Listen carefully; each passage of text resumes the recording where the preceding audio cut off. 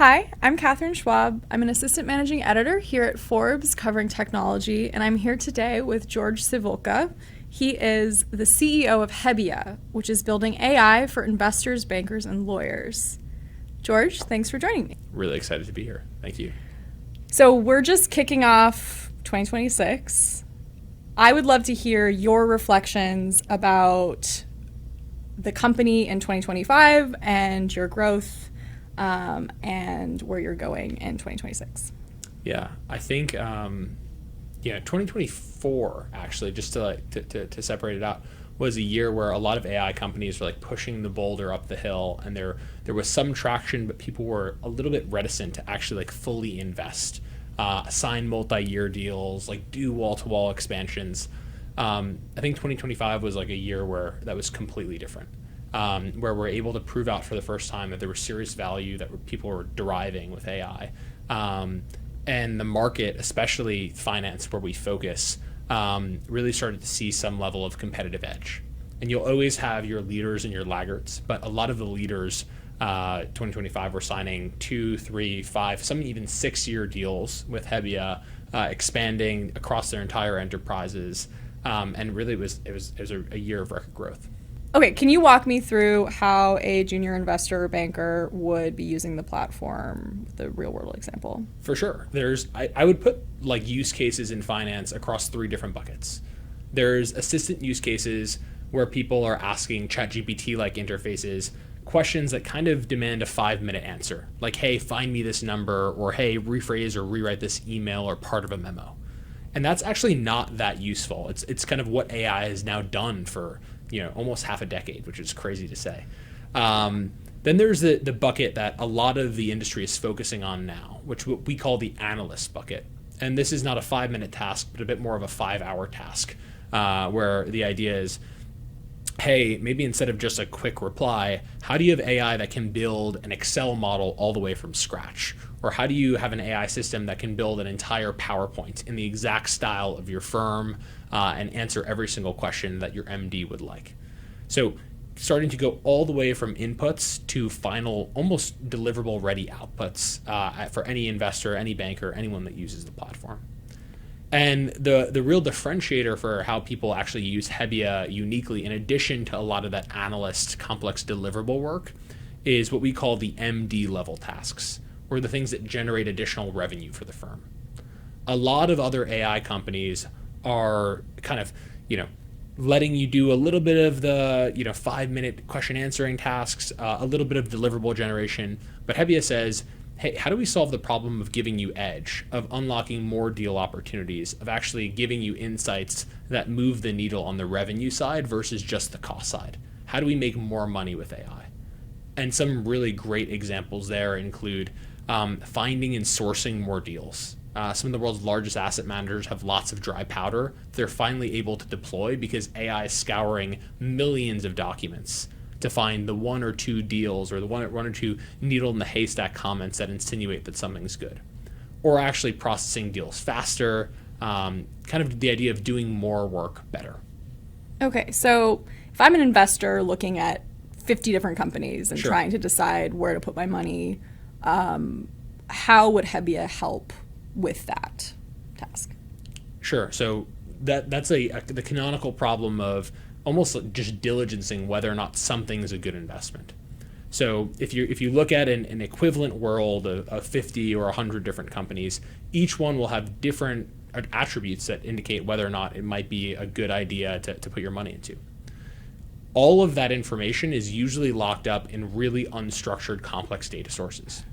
And of the $3.5 trillion of M&A activity that happens every year, the majority of the friction in that process, the reason why high finance is so elite and inaccessible, is because those people are sitting down every day and spending hours poring over documents, legal documents, 1,000-page data rooms to try to find the needles in the haystack that indicate whether or not a private company is a good investment or acquisition target. With Hebbia, with AI, you can say, hey, there no longer has to be people like high up in a tower in Midtown that can, that only make millions of dollars a year to do this work. Actually, a lot of that friction can be removed. And as we think through what high finance looks like without friction, It's basically saying AI does a lot of the grunt work. So whether it's a private company or a public company or any instrument in the alternative markets, you can invest really fast with full knowledge and full confidence that you're getting to the right output. Okay, well, let's talk about confidence, because Sure. obviously these models hallucinate. They're not 100% accurate all the time. How have you approached that problem? And have you noticed that folks who are using your tools, do they have a trust issue? Like, how much are they needing to double check what it's doing to feel confident enough to trust it? Sure. One of the ways that I think about AI hallucinating is that most AI is going from a small prompt, like chat-based AI goes from a small prompt to a big output. And along the way of going from a little information to a lot of information that it's producing, sometimes it makes up facts. And usually you want to ground them in sources, and it's a way to kind of constrain them to being right. But going from small to large is actually less interesting for investors and really discerning bankers that want to get a good pulse on the company. They actually want to go from the whole world of information about a company, all of the data, whether it's messy, et cetera, to just a small set of statistics. Basically, just the revenue, just the headcount growth, just the really important few numbers that indicate whether or not a company is a good investment to make. And if you think about Hebbia as, instead of it being a generation engine, it's a reasoning engine. It's something that synthesizes whether or not a company looks like a good investment from a lot of information. It's actually paring down information rather than making stuff up. And that's a Copernican inversion in how all of AI works. And I think it's one of the most exciting problems to be working on from a technology perspective right now. Interesting. So what does the interface look like? This is not really chat in the same way that we think of ChatGPT and all these other interfaces that have kind of become the primary way people interface with AI. So what does the interface look like? We do have a chat product. Okay. But we also have a product that we call Matrix that ends up being a big data grid that can condense up to millions of pages of information down to just a few small numbers. And so you can think of that as a way for AI to read every document in full and just flag the numbers or the pages that are an interesting concern or something to dig in further. Maybe a sandbox for you to scope the world of information you're looking at. And then we're also, we've got new products now that we call deal spaces, where you can actually put data into a deal space. And even without a matrix or a chat or any sort of interface, it'll process all of that data and output already presentable graphs. So you don't have to do any work to work with AI anymore. It does the work proactively for you. And as soon as you log into your deal space, you'll see all of the numbers that matter for you. The presentation ready output of a slide deck, an Excel model that's exactly in your firm's style, without you having to even click a button. So it goes from AI being reactive to AI being proactive. I want to zoom out and kind of go all the way back to Sure. the founding story of the company. So you were in a PhD program at Stanford. Why did you drop out to start Hebbia? Back then, it was the summer of 2020, and I remember GPT-3, so this is before ChatGPT, was released. And it was, I think, the most interesting technology example of all time for me.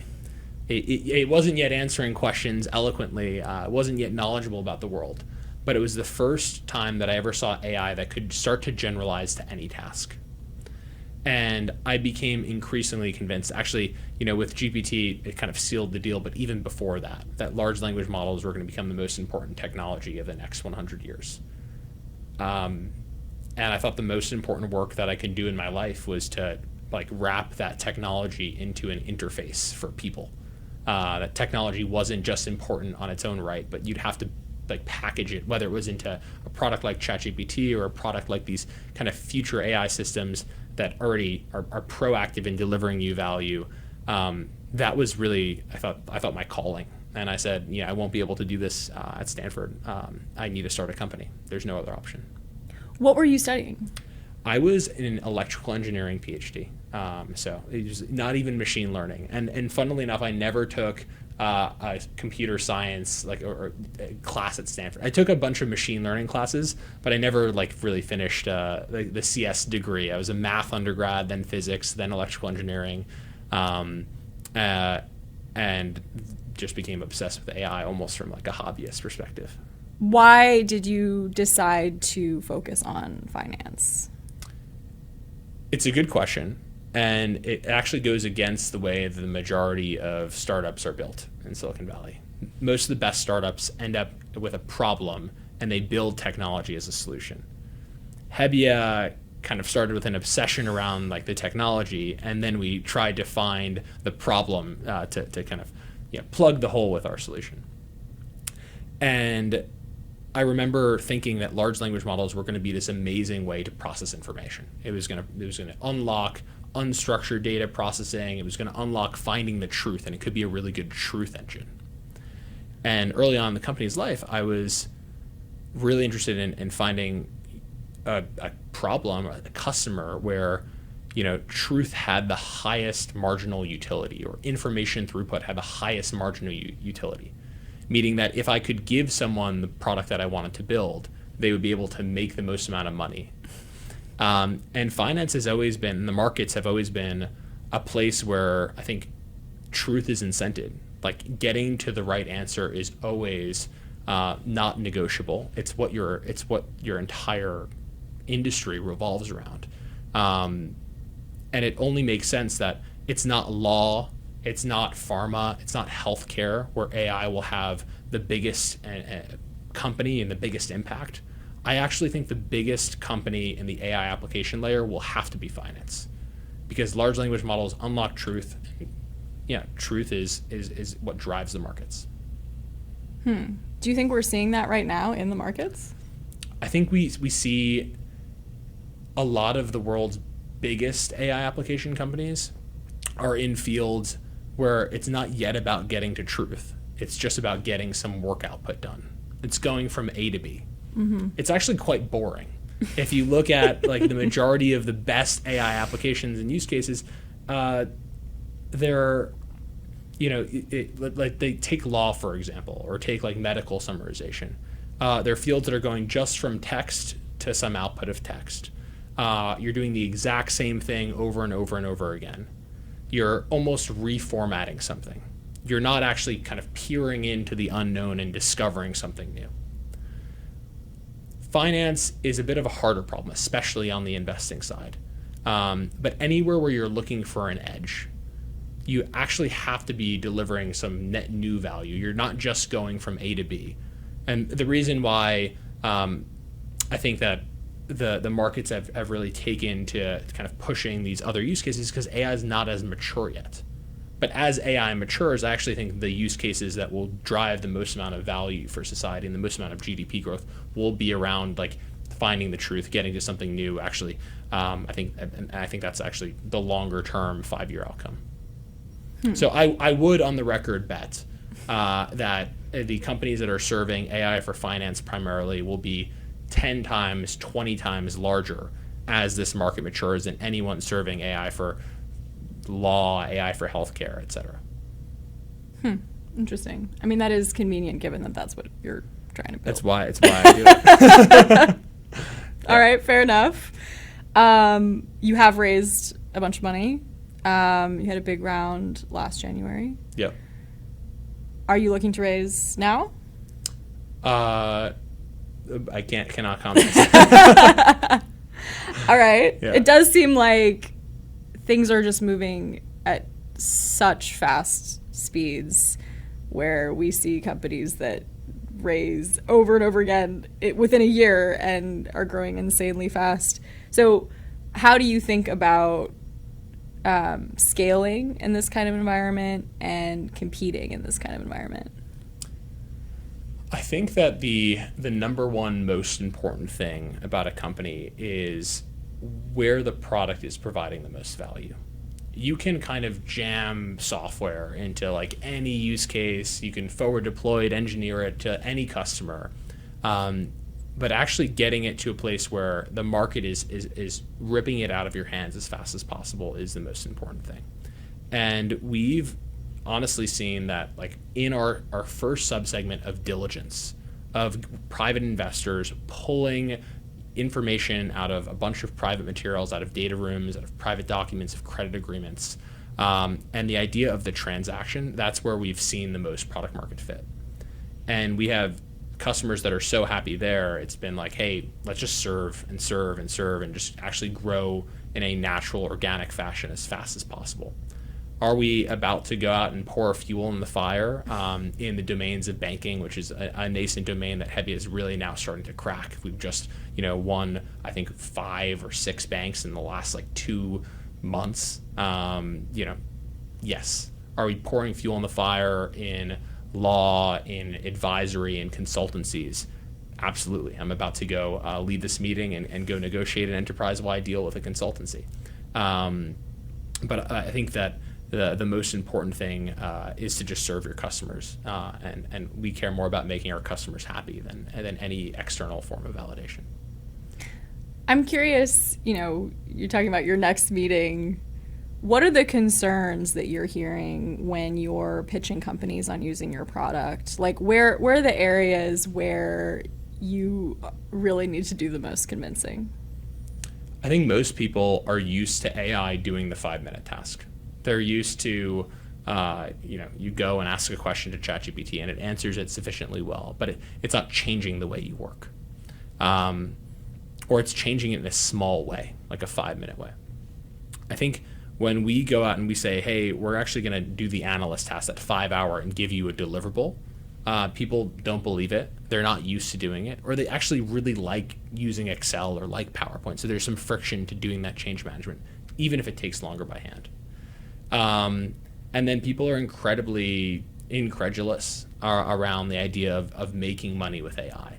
And our customers that are able to use some of our features, the scale that we offer to unlock a new revenue, they also want to keep it really close to their chest. They don't want to share that they're actually getting edge with AI because they don't want the rest of the market to pick up on that. And so it's a unique space where I think, over the next year, you'll see people start to adopt AI more as an analyst that takes them to a 5-hour task, and longer term more to the MD use cases that actually generate lots of revenue. But there's lots of education today on just even proving to them that they can do that and showing them how they can. Yeah, I'm really fascinated by this idea of the gap between what these tools can do and what people actually use them for, or what people feel comfortable. Because I feel like these tools, and this is speaking obviously, I'm not an investor, so I haven't used your tool, but just in my own work, I feel like there's so much experimentation that goes on to learn what it's really good at and what it's not good at.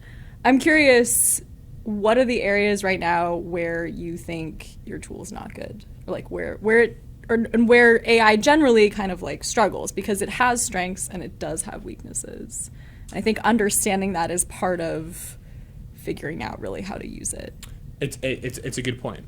I think that when I say Hebbia has really found traction in diligence and the idea of a financial transaction and all the counterparties involved in a transaction, that those are often use cases where there's lots of unstructured text, lots of documents, sometimes numbers, but you're actually going and doing some transformation that you can still predefine. So it's getting at truth, but you still know what A, B, C, and D, like what each step along the process to getting there is. As we think about AI for just net new insight that we don't even know what the destination could look like, as you start to move into, hey, just coming up with a new thesis, that still seems to be something that a human is better at. And I constantly and consistently come back to the idea of Hebbia, not just being something that's going to be trading on your behalf, but actually supercharging the people in finance to do what they came to the job to do. No one wants to be up at 2 a.m. doing grunt work, bending over a ThinkPad, waiting to go to sleep. You took the job because you got to think creatively about new companies, learn about new industries, actually come up with new ideas.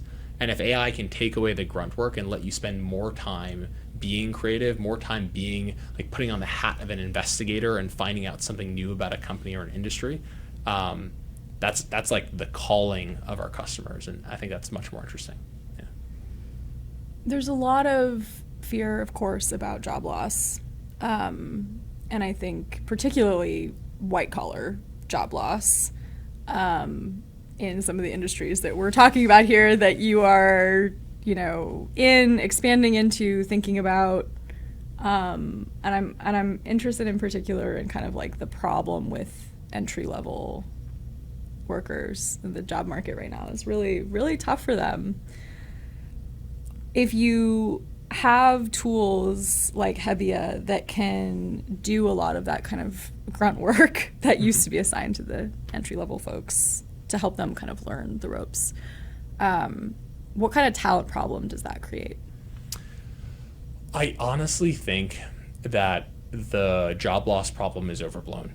The more I think about it, I think it's maybe mostly true for new grad software engineers, but I really believe that in 10 years and 20 years, you'll have a lot of white collar workers that are, really satisfied in their job, more satisfied than ever, where they're using AI to orchestrate kind of revenue generating tasks.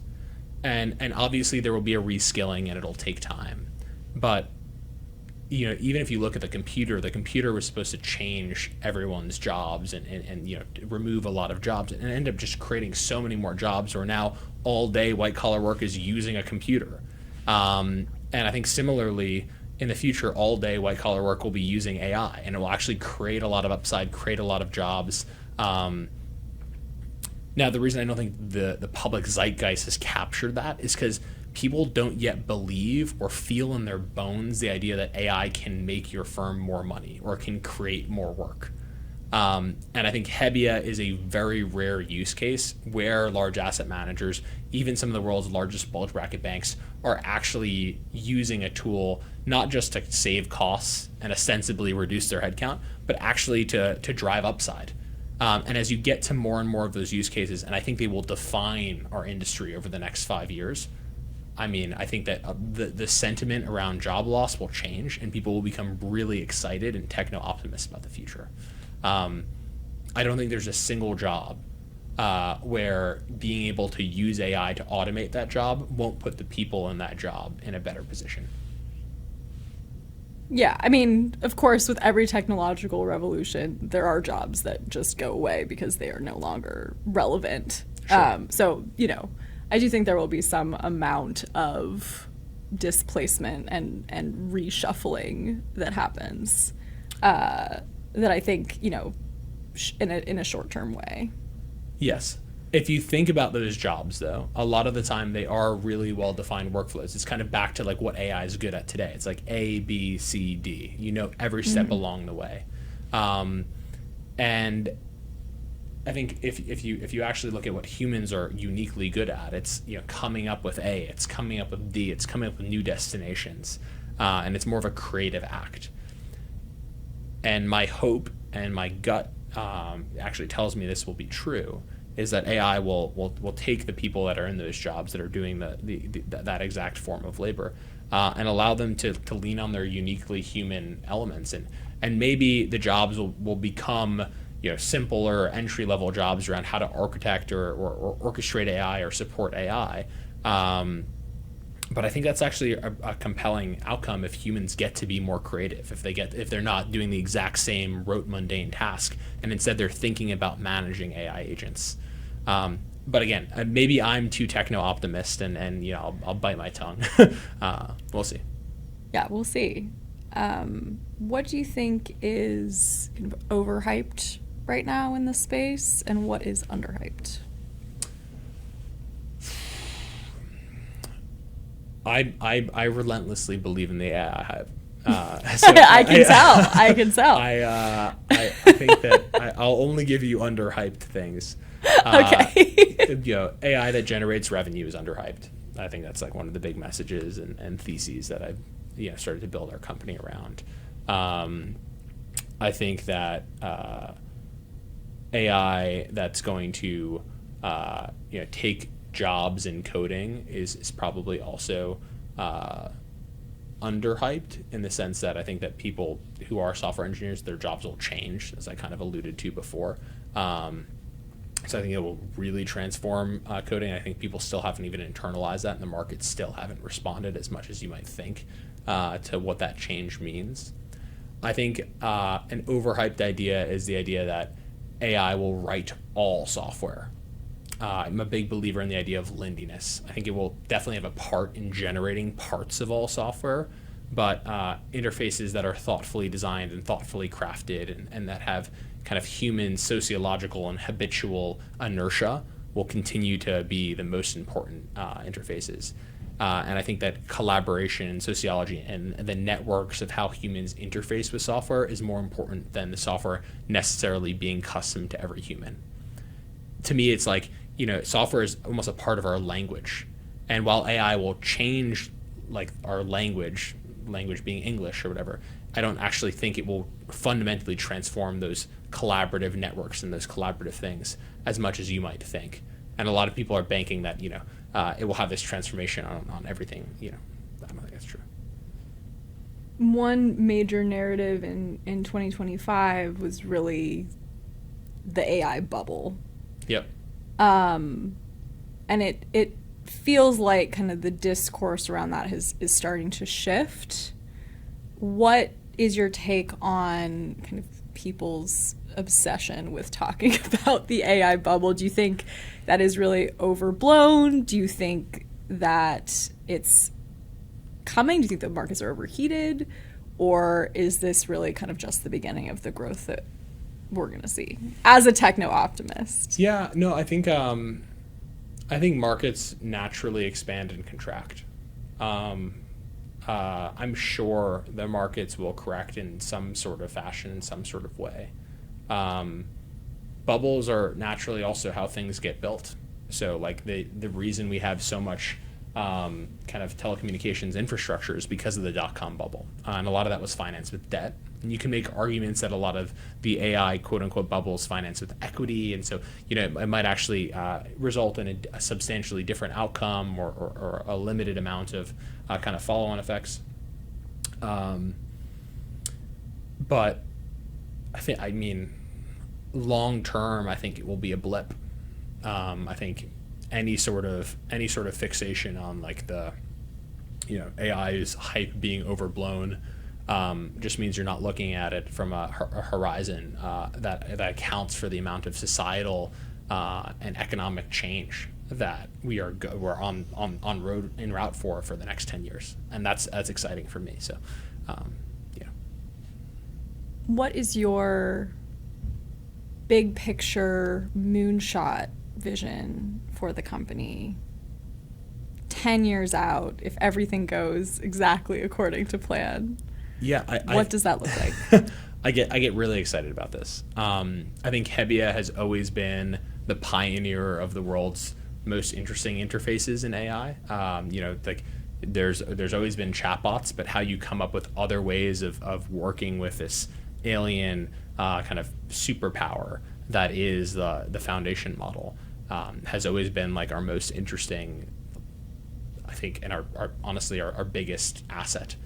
And when I think about, hey, 10 years down the line, I want every person on this earth to be using different forms of Hebbia interfaces. I don't think chat is the thing that will scale for all of eternity. I don't think it's like the end-all, be-all of AI interfaces.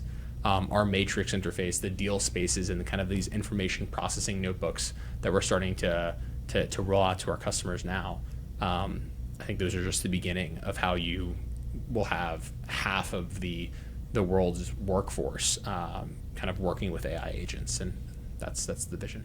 So great. Thank you so much. Thank you so much for having me. Yeah.